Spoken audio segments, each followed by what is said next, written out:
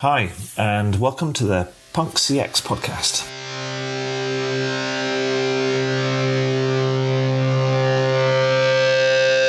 My name is Adrian Swinsko, and I'm an advisor, best-selling author, speaker, and general explorer when it comes to customer and employee experience.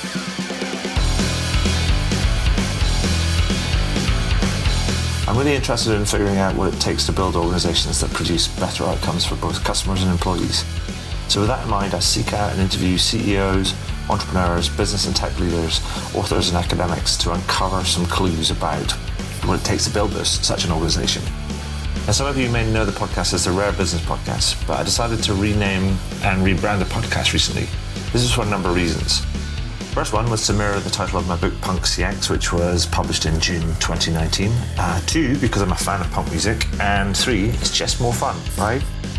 Anyway, if this is your first time listening to one of these interviews, then hello and welcome.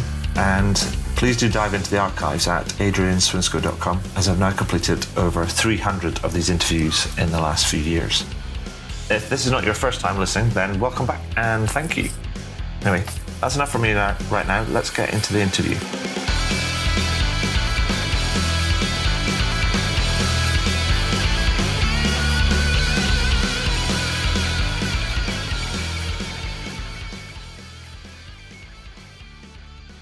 So welcome to the next edition of the Punk CX podcast. With me today, I have Alan Williams, Alan is the founder and MD of Service Brand Global and author of a new book that he's going to tell us about imminently. But first and foremost, hello, Alan. Welcome to the podcast. Hi, Adrian. Great to meet you and be here. Great to have you. Now, Alan, tell us a bit about yourself. Give us a thumbnail sketch. Give us the kind of, is it the 411? Is that kind of what they're saying? I don't know if that's right or not. Who knows? Who cares? Tell us a bit about yourself, Alan. Yeah, sure. So, initial career in commercial hospitality management. So I ran 5-star hotels and conference centers and the like. So that's where I really learned about how you need to put your customer first. They are the reason that businesses exist. And the only way that you can provide them with great service is to inspire the people representing your business. And I didn't know it at the time, but what a brilliant learning ground that sector is. And that's really enabled me to take what I learned there into all other sectors and help organizations to deliver values-driven service for sustained performance. So that's what I do now for progressive leaders in any organization. Perfect. Thank you for that. And I think you're absolutely right. I mean, a background in hospitality, particularly in the kind of, as a hotelier, big hotels and stuff, is that it's a great grounding in terms of developing the sort of skills that are really transferable into all parts of service and experience, because you're almost like always switched on. There's so many moving parts. So, but we're here now. I'm going to show you something which is, I'm going to hold up something which is almost a bit of a sin when it comes to audio, but I'm going to hold something up and go, there's your book. So for people that are listening in and can't see the video because we're not going to release the video, we're just kind of like using it to facilitate the conversation. I'm holding up a copy of Alan's book, and it's called The Values Economy: How to Deliver Purpose-Driven Service for Sustained Performance.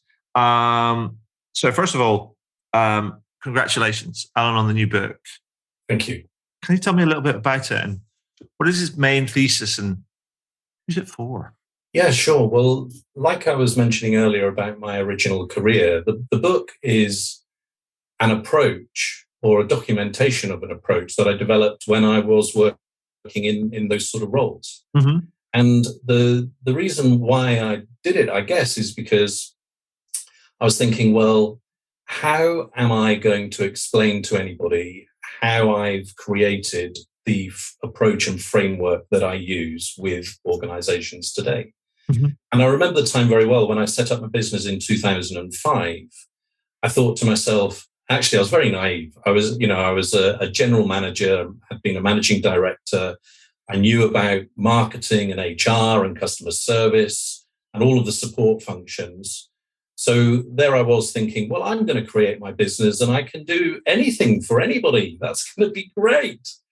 And then, of course, I realized that in the real world, people actually have specific issues they want to be addressed, and they're looking for more specialist people than generalist people, which is another conversation perhaps. But I decided that I needed to productize my offer. Mm-hmm. And so I sat there thinking, okay, so you've had these jobs over the last X years and you've been successful. So what was it that you've done? And what were the common threads? And that's how I created the approach that I now use, which is one part of the book. Mm-hmm. The other part of the book is about what the values economy is, because I believe we exist today in a consumer environment that is very different than it was perhaps even 10 years ago. So, I mean, let me jump in on the kind of the second part, then we'll kind of go back to the first part. Because you kind of talk about values, and it just made me think about, my God, why values and kind of why now? I mean, is it that you see or you feel you've spotted or you've noticed the need for a bit more of a values kind of approach? Or is that something that there's a kind of emerging and you're sort of articulating that? I mean, so yeah, why values and why now, Alan? Yeah, well, it is the latter of the two that you mentioned. So it's something that is emerging and it's with us now. I think the starting point for me is that, people talk a lot about how customer experience is the leading edge in business, and that's where we need to be at. Mm-hmm. That's fine. With a career like I've mentioned, I'm an absolute advocate of delivering great customer experiences. But the concept of the customer experience was something out of America in the 1990s. Now, that's the last century. That's right. 30 years ago. And so my question is, haven't we moved on? And I think my answer is yes, we absolutely have moved on. Mm. And the way in which this relates to values is that the experience in itself is no longer enough for people. So I was on a call the other day, actually, talking about the values economy. And one of the people on the call said, I've got a brilliant example of this. And actually, Adrian, it's a story from Scotland. So what this lady said was that there is a restaurant chain and they have a Michelin star restaurant amongst their portfolio. And whenever she could afford a treat or it was a special occasion, that's where they would go. And it was brilliant. Mm-hmm. And she recommended it to all her friends, always had a fantastic experience. Then there was a story in the press from people who had worked for this group mm-hmm. about how they had been abused, various ways. And it transpires that the HR director of the company is actually the spouse of the owner. Right. So there's no get out there in terms of, we just had a bad human resources director and we fixed this. So what this lady said was, I will never eat in their establishments again. Mm-hmm. And I will never recommend their restaurants to anybody else, despite the fact that she had always had a wonderful customer experience. Mm-hmm. So there's something deeper at play here. And that's one of the dimensions of what we refer to as the values economy, because the way we are making choices as customers has changed. We're making them not based on rationale, but more based on what is important to us, i.e. our values. Mm-hmm. Right. No, that makes interesting because it reminds me of a conversation, it reminds me of a series of conversations, but one conversation in particular, and how it relates back to there's personal, individual kind of values as kind of a customer or as an employee and so on and so forth. It reminds me of a conversation that I recently had with a friend of mine where I was recounting another conversation. I had lots of conversations. So if you follow I was talking to him about another conversation I was having with somebody on the podcast from a little while ago. And the gentleman that I was referring to was I had a conversation with this guy called Burzu Abdaftari. That's how you pronounce his name. He runs an agency he's Iranian American, runs an agency, full service agency in just outside Washington in the US. And I heard about him through a couple of other people that I know about the emergence of their values and how their values had changed. They had all these kind of like corporate values and stuff. And he says, because he did that, it was almost like, it's business school 101 type of process, right? And he was like, when they did a review, he was like, None of those make any sense to us whatsoever. They don't represent us. They don't stand for us. We're kind of like, bleh.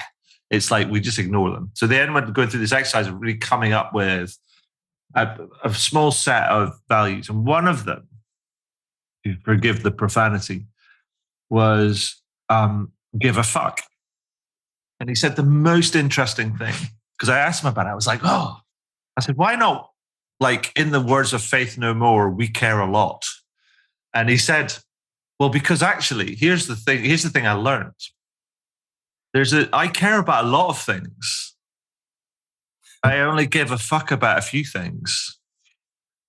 And it says that's a real distinction. And I think it's a really important distinction because people can be lots of kind of hand-wringing, well, we care about all these different things, but we'll actually do very little about until there's a real crunch point that we'll do something about these things that we actually give a fuck about. You know what I mean? And I think that's what you're talking about. There's certain things where we are compelled to act when it runs counter to it now because a lot of people talk about values and it's like values. But actually, when you really boil it down, it's like the hardcore stuff. The real kind of like, this is your kind of like funny bone nerve type thing. It's like, I'm going to move, be compelled to move because it strikes at my kind of core in many ways. Yeah, and I think that what you said there about Business School 101 is where I would come from because so much of the work done in the value space is so vanilla that it really doesn't matter, and it's a total waste of time. And in fact, there are so many organizations out there that because they do not put their officially stated values into practice, and because they're not making decisions and choices based on what they say is important to them, actually, they get in the way just having those values in the first place. For me, they'd be better not having them. Sure. So what I think is a much better approach is to ask yourself the question, what is really important to us at our core and what sets us apart from the others? That's how you can start to understand what your real values are. And then, importantly, don't leave it at one of these values words as a label type thing and let people make up their own version.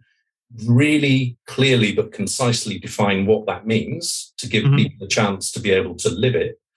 And then one of the approaches that I use, 31 Practices, is about how do you then help the employees co-create a set of very concrete behaviors that they all sign up to and will deliver on a daily basis. Yeah. And it's only then that the values stand a chance to be alive. Absolutely. And I think that I wish more people would do a bit of a reappraisal, an honest reappraisal of kind of what their kind of values kind of really are, because you end up kind of like you walk around different places and you see there's posters up on the kind of the walls and you look at it and go, really? Show me that. Yeah, I like to use stories to demonstrate this. And so, for instance, one of the stories I like to use is, imagine that you're working for a firm and one of the values is innovation. And imagine that you've got a Zoom call with your boss in 5 minutes' time, and you happen to be a bit clumsy and you've just spilt your coffee all over the stuff that you're going to be talking about, and your desk is in a mess. So you pick up the phone and call the help desk, and you explain your situation. And the person at the other end says, well, Mr. Swinscoe, as you know, there's a night cleaning issue here. And so when you come in tomorrow, everything will be done for you. Everything will be spick and span ready for you to go. And you're like, yeah, but I've got a call with my boss in 5 minutes and I'm in a mess. And that in your mind, you're thinking, I work for this company that says it stands for innovation. That is not innovation. And so you are automatically thinking negative thoughts about your own company. Yeah. The reverse side of that, imagine that you make the same call and the answer is a call in 5 minutes' time. Calm down, we'll get you sorted out. I can see on my system that the desk 2 rows in front of you, there's an empty space there. And so just go there and log on. And by the way, how do you take your coffee? I'll have one sent to you. Mm-hmm. Sure. Then you're thinking, brilliant. How innovative was that? Thinking outside of the box. I like my company. Mm-hmm. No, absolutely. And yeah, so it's, yeah, you're absolutely right. I think I love the kind of the ideas like vanilla, that things are vanilla because they're safe. Yeah. But you also get in the book, you talk about this kind of framework, and I think is it service brand framework that you've developed over the last sort of 20 years or so that kind of helps kind of like shape and understand and deliver this. I mean, could you tell us a bit about the framework and how that all fits together? Yeah, sure. And the reason I came up with this as well is because I had worked with frameworks like Investors in People and like the EFQM Business Excellence model. And I found as a business leader that it was very helpful to have some sort of structure to the way that you went about what you did. But for all of these frameworks that I'd worked with, none of them seemed to be all-encompassing. They all seemed to be missing something. So, if that's the case, then do your own. Mm-hmm. And the other thing that I was very, very conscious about was that business excellence and business generally can become extremely complicated. And I don't know why, but I think maybe it's because people want to try and prove how clever they are and how difficult this is. And that's not really of much help to anybody, because the people that have got to do it have got to really be able to understand it, get their arms around it, and for it to be very practical.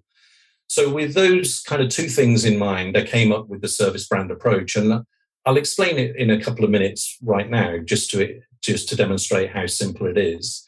What it says is that there are just three fundamentally important aspects for any business. The first is the brand identity.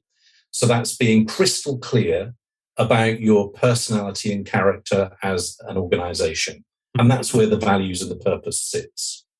The second part is employee engagement. So what do we do to inspire our people to represent the organization in the way that we've defined the brand identity? And that's a really important part of it. Mm-hmm. And then thirdly, the customer experience. So how can these ambassadors for our brand deliver a customer experience which is consistent, irrespective of time, geography, or channel? Yeah. So those are the three fundamental parts. And then there are just two supporting elements. The first, and this is in its broadest sense, systems and processes. So this is anything in the business that helps the thing go round. So it can be the organization structure, it can be IT systems, it can be the communication framework, any of that stuff. And then finally, measurement and insight. Mm-hmm. So how do we know how well we're doing in all of those other four areas? And that's it. So the way that this is used is to really reduce dependence on the organization structure, because I've found that what the organization structure encourages people to do is work in silos and defend their function and get as much as they can for their bit of the business. Whereas in fact, we're all just part of a whole. And that's going back to hospitality. When you're running a hotel, a good hotel, you know that you are just a cog and you're making a contribution, and that's all. So no cog is allowed to become bigger than its boots. Yeah. So I don't mean to be critical here, but health and safety, sometimes these guys think they're the center of the universe, and they are not. The only reason they're there is because the business exists. And so to get everybody to realize their important place as part of the whole is what I believe the service brand framework helps leaders to do. I mean, can you give us maybe an example of a firm that's kind of leveraging this type of approach and what they're doing, how it's benefited them? Just so to bring it all to life, because sometimes I think frameworks, sometimes frameworks are very abstract until you can actually start to populate them with a story that kind of brings it to life, as it were. Yeah.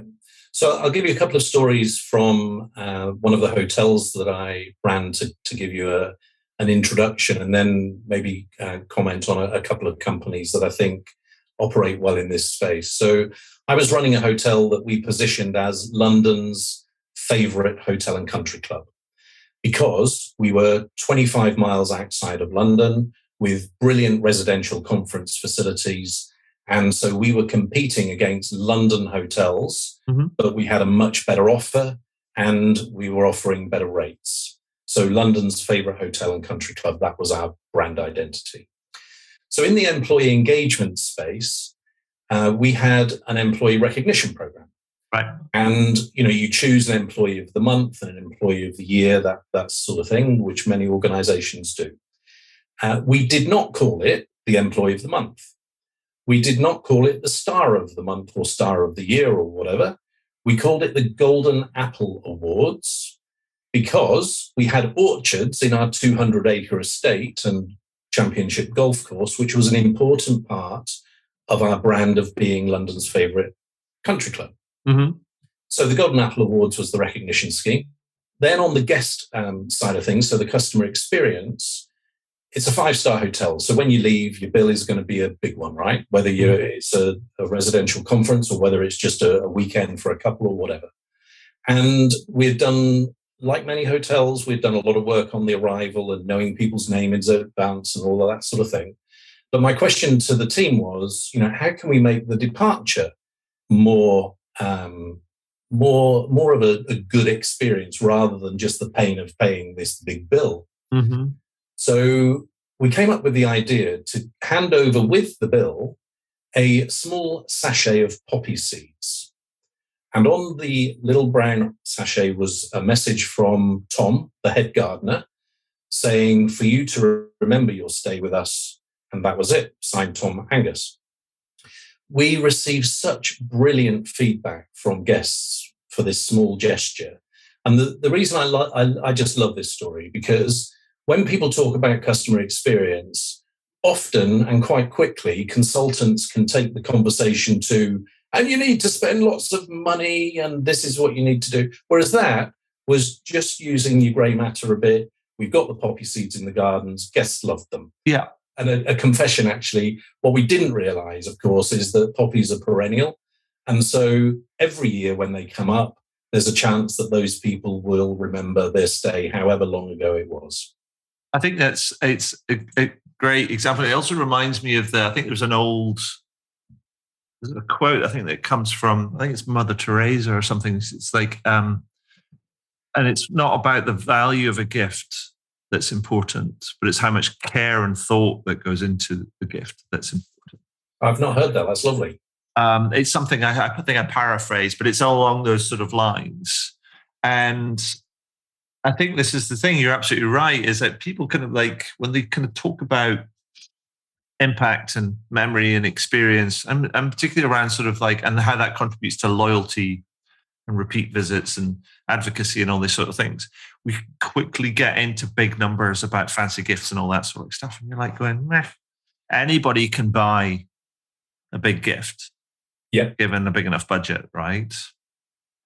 But it's the thing, sometimes it's the kind of the little things, even sometimes the most inconsequential, seemingly inconsequential things that have a lot of thought and care into them, that embody that sort of like creativity and connection with what you're trying to do and the overall sort of experience. Otherwise, you buy a gift and it's just like an adjunct to the experience. It's a bit like, oh, here, have this.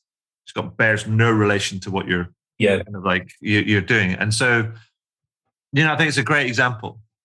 And too many times we default to thinking get more money and a bigger thing means kind of more. And it's just not that way. Yeah, for me, personal is the way. So I used to encourage, for instance, in the restaurant, we used to encourage the food service team to listen to the conversations at the table. So if they could pick up that it was somebody's birthday or somebody was going to university or something like this, and then they could bring out a donut with a candle in it, it doesn't really matter what it is, to show recognition of this. And for the guests not to know how we did this, that's even better when somebody's like, oh my God, how did you do that? Yeah, absolutely. So There's a couple of other things I want to kind of ask you about, but if I was just going to ask you to kind of go, if you were to give us kind of like one takeaway idea from our chat about the book. I mean, obviously, apart from go buy the book, and we'll put links in the kind of the show notes and things, and it'll be probably you can find it in all major kind of like book retailers and things. But one takeaway idea to the listeners that you believe would help them improve the experiences that they deliver, what would it be? Make sure that whatever you do is explicitly connected to your values. And the reason for this, I'll use another story to just demonstrate this. So imagine, Adrian, that we had 2 appointments this afternoon and it was your birthday. And imagine that we were visiting the head office of Coutts, the Queen's Bank. Mm-hmm. And for people that might not be familiar with Coutts, you need to have £1 million of cash to be an account holder. And then imagine that we were going to the head office of TGI Friday as our second appointment.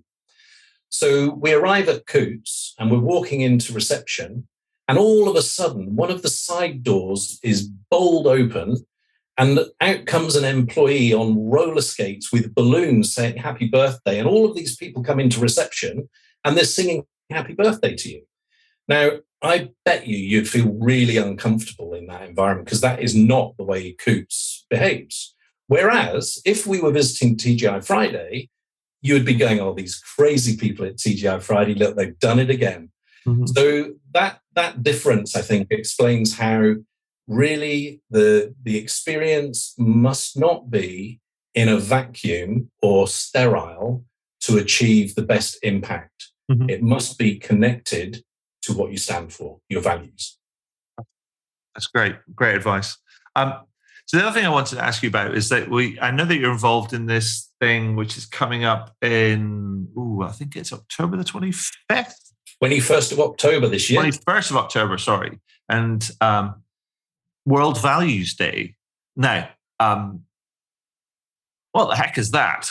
Kind of like, when's, what's happening and how did it come about and how can people get involved? And what the World Values Day? What's that all about? Yeah. So I was involved in the creation of the UK Values Alliance, which is a group of people who are wanting to put values at the heart of UK society. And I also founded the Global Values Alliance, which is kind of a go-to place for the global values community. So if you want to know anything about values or you want to meet other people that are interested in values, that's the place to go. And when we were talking about this in the early days, we were aware of lots of good things happening related to values all over the world, but it's all a bit fragmented. And so we just thought, what if we bring all of this together by offering a kind of shop window at a moment in time for all of this good work in values to be celebrated? And we came up with the notion of World Values Day. And then because we want the best return on our effort, we said, well, if people want to celebrate World Values Day during the month of October, then let that be. And there's 31 times the chance of people joining in than if it's just on one day. And this will be the 6th World Values Day, and it's been such a brilliant success. Charles Fowler on the UK Values Alliance team, he coordinates World Values Day each year. And last year we had a reach on Twitter of 72 million people. Now, I'm a bit of a skeptic on social media, so, big numbers. But the way I rationalize this is that if it's not 72 million and it's 50 million or it's 30 million, it's still a big number, right? Mm-hmm. So this year, the theme is reconnecting. We hopefully are coming out of a pandemic phase. And so we felt that this is a really good opportunity for people to be consciously reconnecting with themselves, family members, friends and colleagues, their communities. And there are loads of different ways that you get involved. So there are various initiatives. There's a global poetry showcase. There's a values jam card deck that you can play values jamming with. That's values-led conversation. There's a reconnecting with nature initiative where you just take a photograph of either yourself in nature or nature when you're there and consciously consider what values are being played to by that experience and various other things. So if you go to World Values Day worldvaluesday.com. That's the website. And there's lots of ways that you can get involved there. Right. Well, we'll get worldvaluesday.com and we'll get people to check that out. And remember, that's October the 21st. 21st. Yeah. Fantastic. So that's brilliant. I mean, what a great thing to get involved in, and feels like completely kind of aligned to that. Oh, by the way, a big shout out to Daryl, who introduced us, who's a big advocate for the World Values Day and all that kind of work. I just remembered I should give kind of Daryl a bit of a mention. Yeah, it's down to Daryl that we're here. Yeah, absolutely. So big shout out to Daryl. My kind of virtual kind of like digital hat to you. So a couple of things just want to kind of finish on, Alan, if I may. I mean, so I always like to ask people that come on the podcast just to get their perspective around some of the things that are sort of coming up. Well, one, what their view of what the future of service experience kind of looks like, but also kind of what you think some of the big challenges are ahead that we're going to need to kind of like pay attention to or stay clear of or navigate our way through. So what do you think? What does the future look like? And what do you think some of the big challenges are coming up kind of down the road? Yeah, I'm hoping that this answer isn't too simplistic for people listening, or you, Adrian, actually.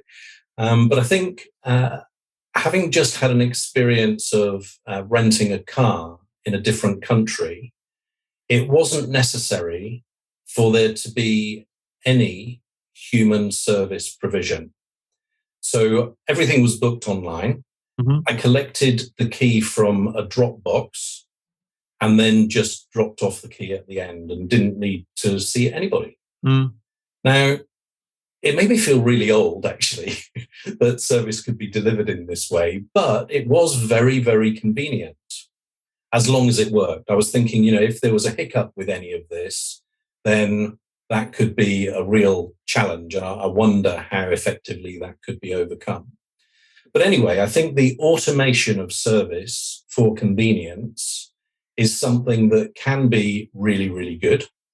But the big but for me is that how do you create and develop a meaningful relationship with your customers if there is no human connection? Mm. And I'm reminded of a story. So this was an issue with a bank. I wanted to pay an overseas supplier, and the bank messed up really badly, which was very embarrassing, and the supplier didn't get paid on time.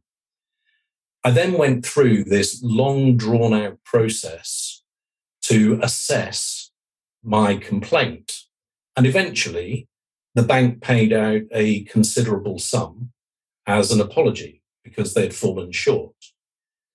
Now, if within a day of me reporting the issue, somebody had phoned me and said, "Hi, Alan, it's Adrian here from XYZ Bank. Sorry we messed up. I'm going to send you a case of wine. Is that all right?" I would have been thrilled, and I would have felt that they really cared at a personal level. Mm-hmm. What happened was I received money to buy many, many cases of wine, but I don't really feel any personal connection with that bank. I don't really think they care. They just took me through a process. Mm-hmm. So on the other side of the convenience and automation piece is, how do we maintain human relationships? Yeah, no, I think it's great. It's a great point. And how do you achieve that sort of human touch and technology kind of balance? Exactly. How do you get the right balance? That's kind of fair. So, Alan, brings me to the end of my kind of set of questions, but not quite the end, because. And I've been calling it all sorts of fancy things. And my favorite is a piece of longitudinal social research. I think if I describe it in such a way enough times, then it's going to become a thing. But anyway, it's really about, I've been doing some word association collection around the theme of kind of punk CX, because based on the book that I brought out in 2019. And I'm doing this because I want to sort of just drill into different people's perspectives. And so I want to ask, I've been asking everybody who's been to on the podcast a couple of questions. And the first one is, what one word would you use to describe a more punk approach to customer experience? Yeah, and I love this line of questioning, by the way. My one word is irreverent. And for those of you that remember any of your punk, it's not one word, but we don't care. and I hopefully kind of like people are going to get the reference. So I certainly do, which is brilliant. So thank you for that. And the second one is, what company or brand do you think epitomizes that sort of punk kind of ethos, or even just the related to your kind of first word, the irreverent or reverence or we don't care sort of like way of doing things? What sort of, who do you think kind of like embraces that sort of approach? For me, it's Uber. I think, Uber has changed the landscape in such a short period of time. They just threw everything up in the air in that sector. Mm-hmm. And, they're not everybody's favorite company because of the way that they've done certain things. But, that's similar in some, in many ways to punk. It's not everybody's cup of tea, but you can't take it away from them that they have changed the mindset, changed the landscape, and helped people have a different view of how things are or should be. Yeah. No, perfect. It's absolutely. It's like, it doesn't have to be for everyone. Yeah. And you don't have to be liked by everyone. And I think that was the kind of the one of the big things about kind of punk was like, going, we don't care. You don't have to like us, but if you don't like us, then go somewhere else. Brilliant. Thank you. So Alan, thank you. Congratulations on the new book. People should check it out. It's called The Values Economy. Check out World Values Day, which is worldvaluesday.com, which is happening on October the 21st. I think it's a great, really interesting initiative trying to connect lots of different people from around the world to talk about kind of values and try and bring values, kind of like real values, not just these wallpaper values, but proper values, kind of like more to the fore. And just want to thank you for sharing your time and your expertise and your insight with us today. That's been awesome. Yeah, likewise. It's been good fun. Thank you.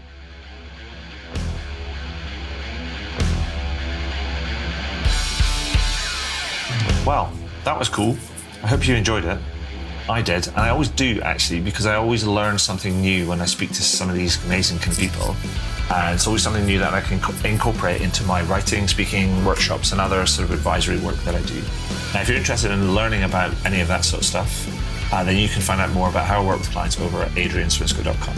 But one final thing before I go, please consider heading over to iTunes or Spotify or whichever podcast platform you choose to use, and do leave a review. Every little helps, as they say. Anyway, that's all for now. Thank you for listening, and do tune in again soon. All the very best. Cheers. Bye.